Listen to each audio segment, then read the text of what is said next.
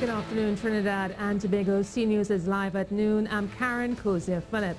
As Trinidad and Tobago acknowledges the 26th anniversary of the July 27, 1990 attempted coup, several persons are still disappointed that the perpetrators behind the coup were not held accountable. One such person is Joseph Tony, former National Security Minister under the NAR government. Mr. Tony, who was actually the minister in the office of the Prime Minister at the time of the coup, said, contrary to a 2014 article which claimed he was angry at Imam Yazin Abu Bakr, his anger is actually directed to there being no accountability after the event. To give Trinidad and Tobago credit, we showed as a people that we were not going to stand by .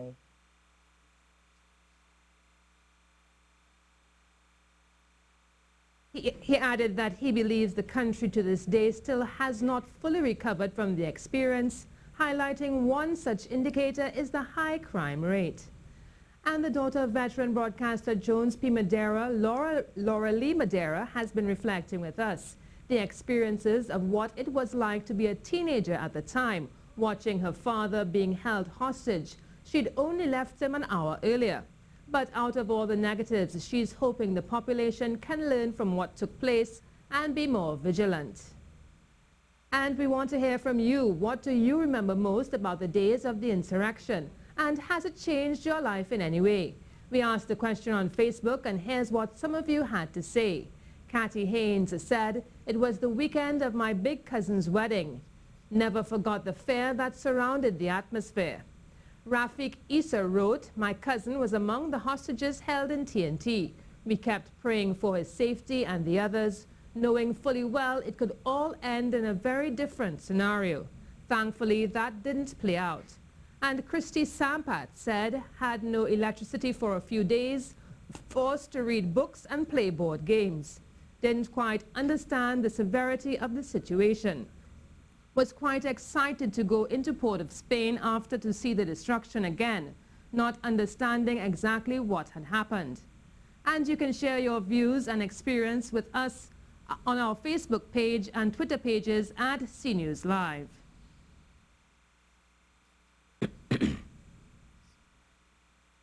To other news now, Trinidadian ace guitarist Fitzroy Coleman has died at age 93. C News understands he passed away on Tuesday night. Coleman was voted one of the top 100 jazz guitarists in the world in 2007. He introduced Lord Kitchener to the circuit when the latter arrived in London in 1951. He worked on Kitchener's early recordings and did some work for Beginner, who had accompanied Kitchener to the UK.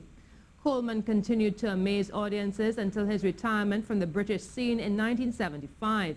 In England, he accompanied artists such as Eartha Kitt, Tony Bennett, Kitchener, and Sparrow. In 1991, he received the Hummingbird Medal Gold for Culture. And David Rudder, who sang about Coleman in his song Calypso Music, took to his Facebook page to pay his respects. Rudder said, "We wasted his brilliance. We only entered his library now and then. What a people." He continued by saying, "For people like him, let's hope that there really is an afterlife, so that his fingers can dance across the fretboard again." To other news now, applications to secure 210 job places with the EFCL for the school repair program have been oversubscribed. That's the word from the Education Facilities Company, who said 872 contractors had applied for the jobs and had been listed as pre-qualified. Repair works are due to be undertaken in August. To other news now, it's almost 5 months since ArcelorMittal closed their operations in this country, leaving almost 700 families on the breadline. And to date, the workers are still seeking answers as to how such a situation was allowed to occur. Chief Labor Relations Officer of the Steelworkers Union, Mr. Timothy Bailey, spoke with C News, saying something must be done.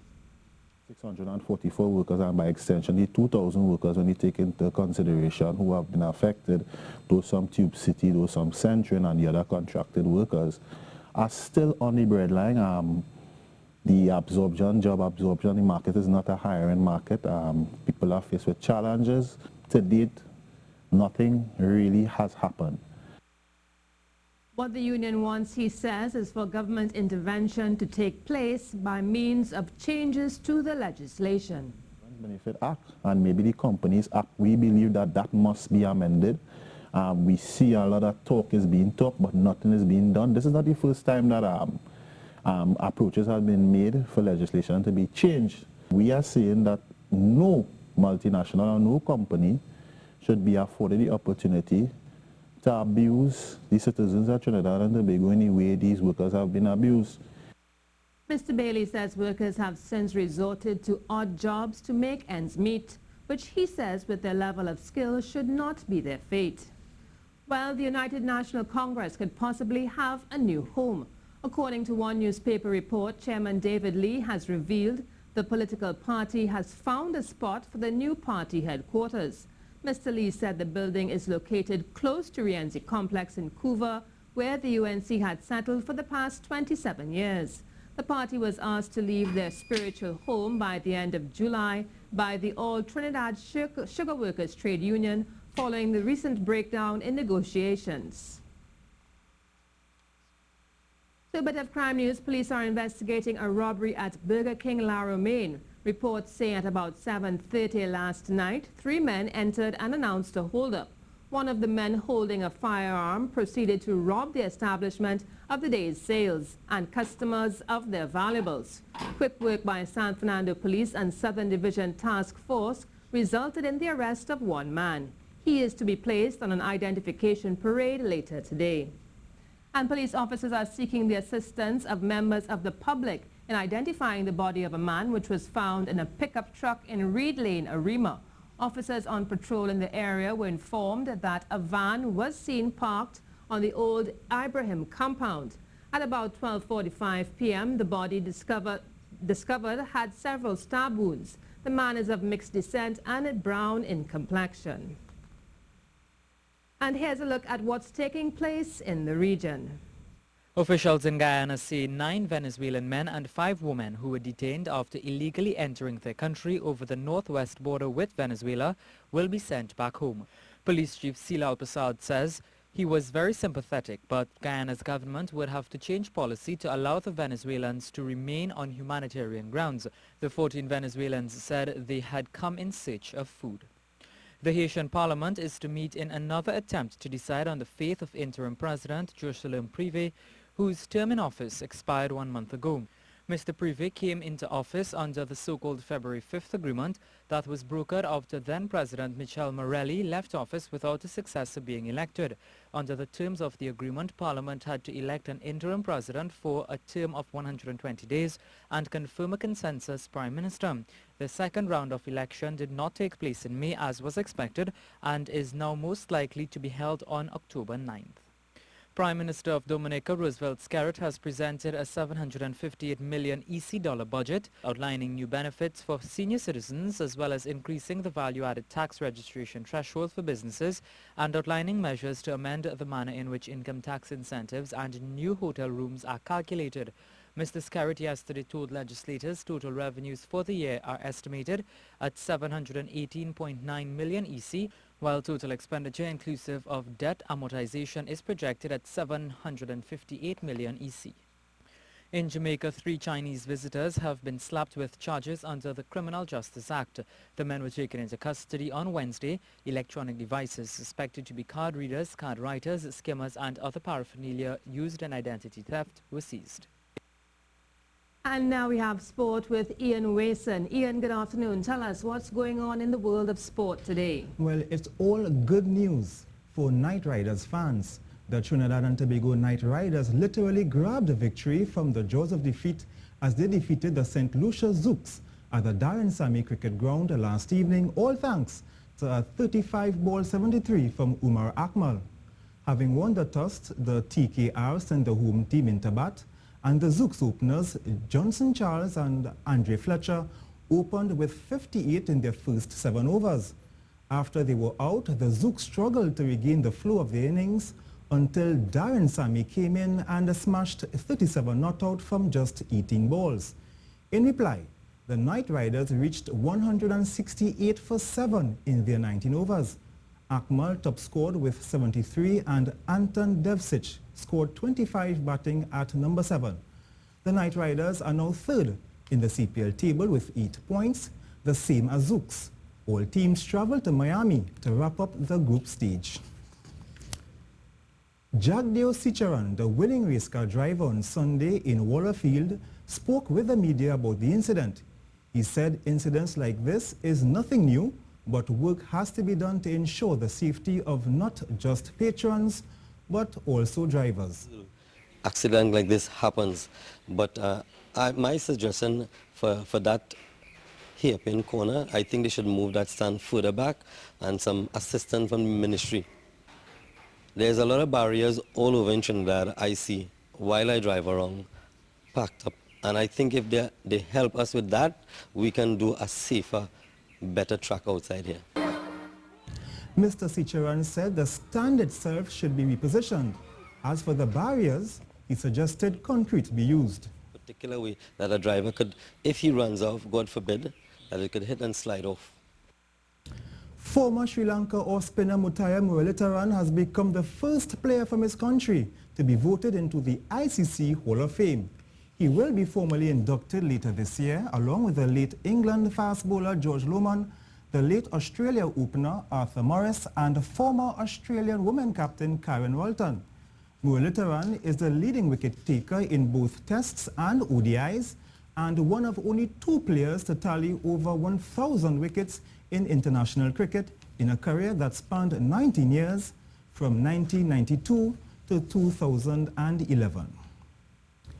Russia's fencing, volleyball and triathlon teams have been cleared to compete at the Rio 2016 Olympics, which will begin on August 5th.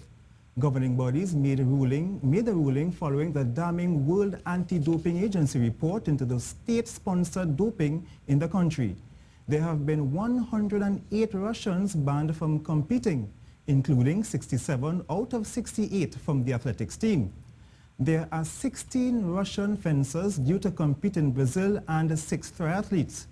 The International Volleyball Federation has cleared the Russian volleyball and beach volleyball teams for Rio, with 30 players across the respective squads. Well, that's all we have for sport. Join us during the C News report at 7 for more details on these and other stories. We now have weather and more news with Karen. The hurricane season continues. There's no tropical cyclone activity expected for the next few days, and there are no disturbances out in the Atlantic or the Caribbean.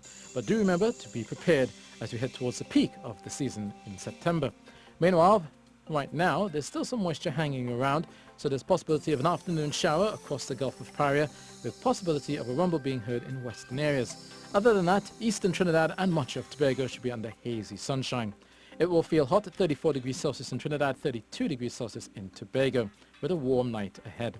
For mariners heading out, look for easterly winds of 10 to 15 knots with moderate chop of 1.5 to 2 meters in the Caribbean and the Atlantic, with smoother conditions in the Gulf of Paria, with east-northeasterly swells of 8 seconds.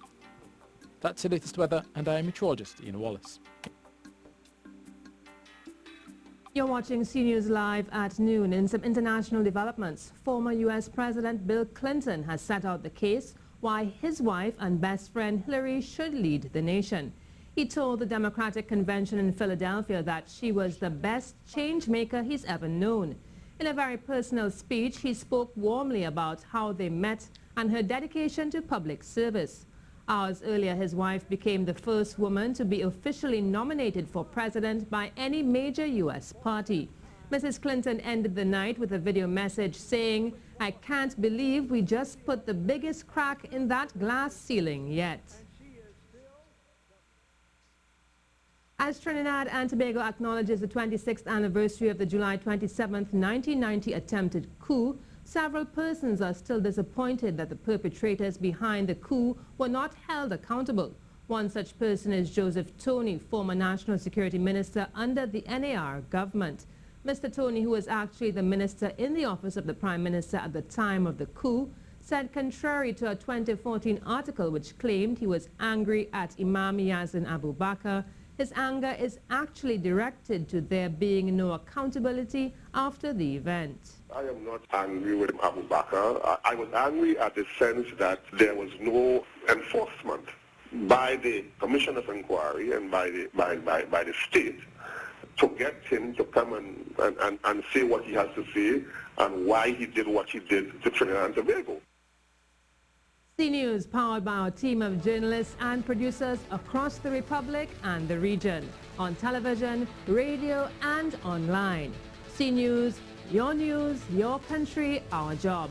I'm Karen Kose Phillip. Do have a great afternoon.